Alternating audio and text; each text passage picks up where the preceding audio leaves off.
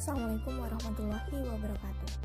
Saya Farah Khairunisa, NIM 192111176. Di sini saya akan melanjutkan presentasi yang membahas relevansi pemikiran Said Qutb bagi kemajuan studi tafsir Al-Quran. Al-Quran adalah lautan ilmu tanpa henti dan juga merupakan sumber hidayah bagi umat manusia. Dari sini, banyak sekali ulama Islam yang mencoba memahami pesan yang terkandung dalam Al-Quran dengan upaya menafsirkannya. Tidak terkecuali Said Qutb.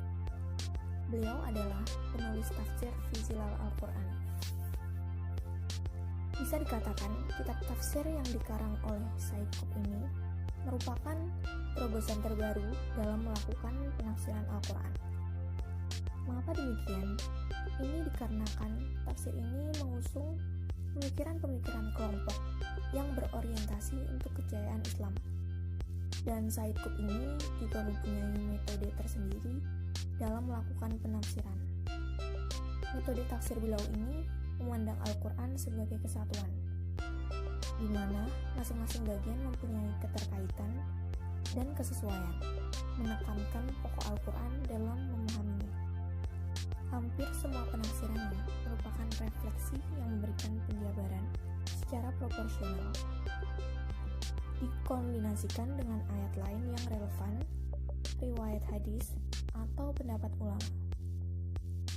Said Qutb mempunyai cita-cita untuk menghadirkan cara pembacaan Al-Quran dengan mudah, indah, dan sederhana, yang pada akhirnya tidak hanya dibaca dan dikaji, tetapi untuk diamalkan dalam kehidupan sehari-hari. Dalam penafsirannya,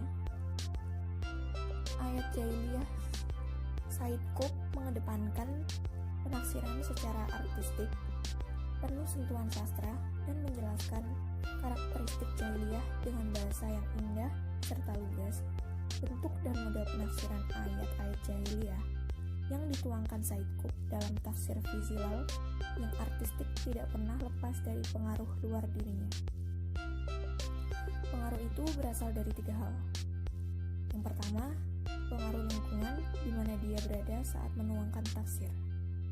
Yang kedua, pengaruh moda pendidikan. Ketiga, sosiokultur masyarakat di mana Said Qutb berada. Di kala itu, situasi politik Mesir yang bergejolak dan tekanan pemerintah terhadap keberadaan dan eksistensi organisasi dakwah politik Ikhwanul Muslimin yang langsung mendapat imbasnya di mana Said Qutb aktif di dalamnya. Hal ini sangat berpengaruh pada produk penafsiran jahiliyahnya dan melahirkan sebuah tafsir yang berkobar, menyala, dan bersemangat. Walaupun dibalut dengan nuansa sastra yang artistik sekalipun. Satu hal yang tidak boleh terlewatkan adalah keberadaan negeri di mana ia tinggal, yaitu Mesir, yang juga sangat luar biasa pengaruhnya terhadap pembentukan karakter jiwa sastra Said Qutb. Karena memang Mesir adalah khazanah besar dan gudangnya sastra Arab serta tempatnya kebangkitan sastra Arab itu sendiri. Tafsir fi Zilal Al-Quran yang tampil dengan gaya simpel dan menyala-nyala mendapat inspirasi dari beberapa tokoh seperti Abu Al-A'la Al-Maududi, Abu Al-Hasan Al-Nadbi, Abbas Muhammad Al-Aqad, dan Abdul Qadir Audah. Tafsir Zilal sendiri mampu memberikan pengaruh dalam menciptakan semangat Islam cukup besar. Para intelektual sangat meminati karyanya karena memiliki pemikiran sosial kemasyarakatan yang sangat dibutuhkan oleh generasi muslim kontemporer.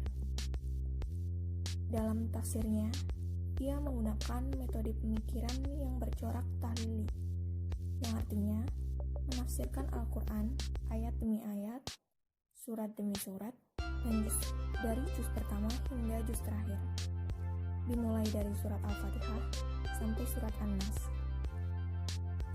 Tafsir fi Zilal Al-Quran merupakan salah satu tafsir yang menjadi kajian para aktivis Islam. Dalam tafsir ayat-ayat jahiliyah, Said Qutb ingin memberikan gambaran yang tegas tentang masyarakat jahiliyah dan masyarakat Islam dalam perspektif teks, konteks, dan kontekstualisasi. Yang dimaksud dengan perspektif teks yaitu melihat ayat-ayat Al-Quran yang terkait dengan masyarakat jahiliyah. Perspektif konteks yaitu mengkaitkan ayat-ayat jahiliyah dalam praktek kejahiliahan yang terjadi di Mesir, di mana Said Qutb berada di tengah-tengahnya. Dan yang dimaksud perspektif kontekstualisasi yaitu melakukan analisis tajam tentang ide jahiliyah yang dimaksudkan oleh Al-Quran. Di dalam bukunya, Ma'alim fi al-Tariq, ia menegaskan bahwa jahiliyah bukan masa tertentu, tetapi kondisi yang berulang-ulang setiap kali masyarakat menyeleweng dari jalan Islam, baik di masa lampau, sekarang, ataupun di masa depan. Menurut Said Qutb, jahiliyah modern baik di Mesir maupun di Barat jauh lebih buruk daripada jahiliyah pada masa Nabi, karena sifat itu tidak didasarkan pada kebodohan, melainkan pada pemberontakan pada Tuhan. Tafsir fi Zilal Al-Quran ditulis Said Qutb dalam 3 kondisi. Yang pertama, 3 tahun sebelum dipenjara, yaitu pada tahun 1951 sampai 1954. Yang kedua, 10 tahun saat dipenjara, yaitu pada tahun 1954 sampai 1964. Dan yang ketiga, setengah tahun di luar penjara, yaitu pada tahun 1964 sampai 1965. Dari segi kualitas, ia menyatakan bahwa saat di dalam penjara, ia menulis tafsir pada kondisi yang lebih baik, yang syarat dengan dakwah dan perjuangan, penuh penghayatan, perenungan, dan mental keimanan dibanding sebelum dan sesudahnya. Hal itu bisa dipahami bahwa di dalam penjara, dinamika kehidupannya terbatas oleh ruang dan waktu. Sering mendapatkan siksaan fisik, hari-hari terisi oleh kejenuhan dan ketertekanan, maka seperti itu sangat berpengaruh dan mendukung produk tafsirannya, dan hanya mampu menyelesaikan 10 juz dalam 10 tahun. Sedangkan pada periode pertama, dijalankannya dengan rasa aman, tenang, dan tanpa hambatan. Sebelum menulis tafsir fi Zilal Al-Quran, buku pertama terfokus pada warna Islami adalah At-Tasbir Al-Fani fi Al-Quran. Ditulisnya pada tahun 1945. Dalam buku tersebut, Said Qutb mendeskripsikan bagaimana Al-Quran berkisah dengan begitu indahnya, bagaimana Al-Quran mengilustrasikan sejarah para nabi, keingkaran suatu kaum, dan azabnya, sampai berbagai karakter manusia dengan terperinci.